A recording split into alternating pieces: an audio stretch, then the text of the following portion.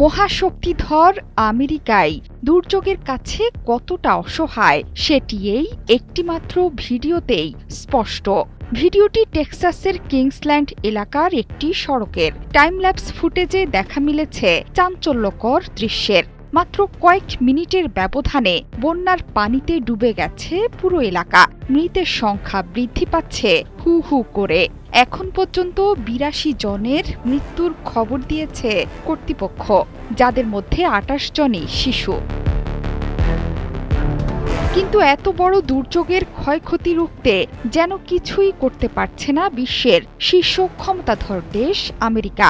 সম্পদ আর ক্ষমতা দিয়েও নিজের দেশের মানুষদের বাঁচাতে পারছেন না মার্কিন প্রেসিডেন্ট ডোনাল্ড ট্রাম্প। এখন কাকে বা কোন অব্যবস্থাপনাকে দুষবেন মার্কিন প্রেসিডেন্ট? টেক্সাসে এখনও নিখোঁজ অন্তত ৪১ জন। নিহতদের মধ্যে ২৮ শিশুসহ ৬৮ জনই কেরি কাউন্টির। তারা নদী তীরের একটি সামার ক্যাম্পে অবস্থান করছিল। মাত্র কিছুক্ষণের বৃষ্টিতে বানের পানিতে ভেসে গেছে শিশুরা। এখনও ১০ শিশু নিখোঁজ। মৃতের সংখ্যা যে আরও বৃদ্ধি পাবে সেটি নিশ্চিত করেছেন কর্মকর্তারা। এই অঞ্চলে আগামী ২৪ থেকে ৪৮ ঘণ্টার মধ্যে আছে ঝড়ের পূর্বাভাসও। সেক্ষেত্রে উদ্ধার তৎপরতা ব্যাহত হওয়ার আশঙ্কা দেখা দিয়েছে। এর মধ্যেই ধ্বংসস্তূপ ও কাদার মধ্যে উদ্ধার কাজ করতে গিয়ে বিষাক্ত সাপের মুখোমুখি হচ্ছেন কর্মীরা।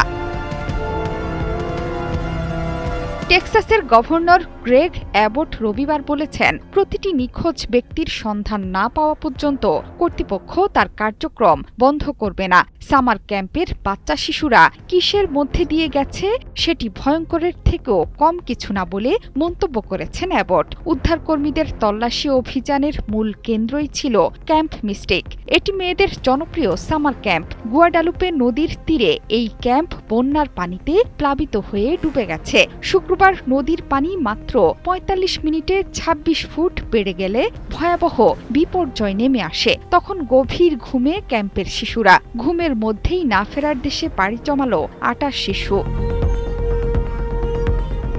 বৃষ্টির তীব্রতা এতটাই ভয়ঙ্কর ছিল যে ক্যাম্প থেকে নদীর নিচের দিকে ৮ মাইল দূরেও পাওয়া গেছে মরদেহ।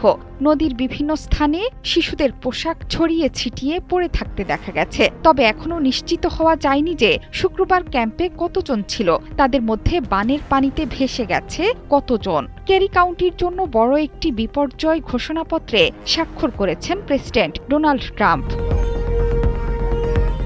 সামার ক্যাম্পের ক্ষয়ক্ষতি ছাড়াও ভয়াবহ এই বিপর্যয়ে আশ্রয়হীন হয়ে পড়েছে বহু মানুষ। ত্রাণ কার্যক্রম জোরদারে এগিয়ে এসেছেন স্থানীয় অধিবাসীরা।